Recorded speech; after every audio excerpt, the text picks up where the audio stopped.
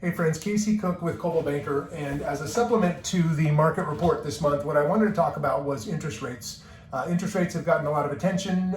If you've watched the news, if you've paid attention to the housing market or any market, you're probably aware of this. Inflation has been double digit for quite a while. The cost of everything, including houses, has gone way, way up. I felt it. I'm sure you probably have as well. And in effort to cool down the housing market, as prices have gone up, shot up so rapidly, the Federal Reserve has raised interest rates, and that has raised the mortgage rate, which makes the cost of money, of course, more expensive, makes it difficult to purchase. And the goal there is to slow down the mortgage market. So let's take a look at what rates have done. And I'm going to glance down here. I apologize. I've got my notes down there. So what I did is I took a look at rates and payments historically going back a year. So if we look back to May 2021, the 30-year fixed mortgage rate was about 2.96%. That has ratcheted all the way up to today about 5.25%, so almost 2.25%. It has gone up since then. If we take a midpoint right around the start of the year, let's say January, it was about 3.22%.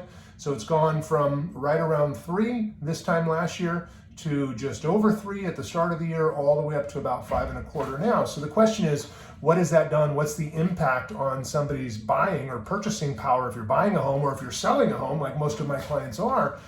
Obviously, the buyer is concerned about their purchasing power. That's ultimately going to affect what they can afford and what they can purchase. So let's take a look at what that does to the purchasing power. So back in May of last year, the average purchase price for detached homes across North San Diego County was right about $1,295,000 and change. If a buyer was to put 20% down on that, their loan amount would be about $1,035,000. If you take that $1,035,000 loan amount last May and you multiply it by the prevailing rate and you do the math, it comes out to a total payment, including your principal, your interest, your taxes, and your insurance, to roughly $3,890. So the average home across North San Diego County a year ago, sales price $1,295,000.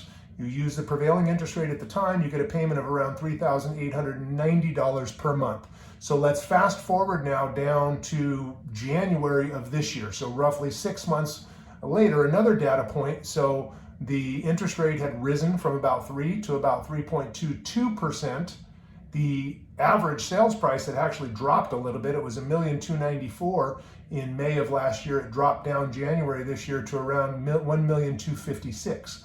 So if you do the math there, that average priced home would cost you more, even though the average sales price had gone down. So that average priced home was going to cost you right around $3,998 a month in January of this year. So May of last year, that home cost you about $3,900. This year, it cost you closer to $5,000 at the start of this year. And then if we fast forward to last month, now the rate's all the way up around 5.27%. The average sales price had shot up all the way to $1,485,000 across North San Diego County. So if you do the math at an average sales price of $1,485,000 with 20% down and 5.27% interest, that payment has shot all the way up to almost $6,800. So that average priced home across North San Diego County a year ago would have cost you about $3,900 a month. 6 months ago, right about the same, closer to $4,000. This last month, almost $6,800. So that payment has almost doubled in a year's time. So as the market slows down and people wonder why, there's the explanation. If you're a home buyer and you're out looking for a house and you're working on a budget, and all of a sudden to get the house that you want, it's going to cost you 40%, 50%, 60% more on a monthly basis, you're forced to ratchet back to what you can afford. And when buyers have to ratchet back what they can afford, home sellers ultimately are going to have to take less, or they're going to have to decide not to sell. Most of them, or some of them, are going to have to sell, and they're going to take less. And so that's what happens in a market when things slow down due to something like this with interest rates. Now, as a bonus, I thought it would be interesting to take today's prevailing interest rate at 5.27%, right? With that interest rate, if we look at what the payment was at the start of the year when rates were lower, that payment was right around $3,900 a month. So if we take $3,900 a month, we apply the higher interest rate, we work backwards, that comes out to a sales price of about $787,000. So what that is that's the buyer's purchasing power year over year. So last year, based on last year's interest rates, the average consumer could afford roughly a $1,295,000 house. If we apply today's interest rates and the same payment as last year, that number's gone all the way down to $788,000. So I know that can be a little bit confusing. I hope the graphics help. If you have any questions, feel free to reach out.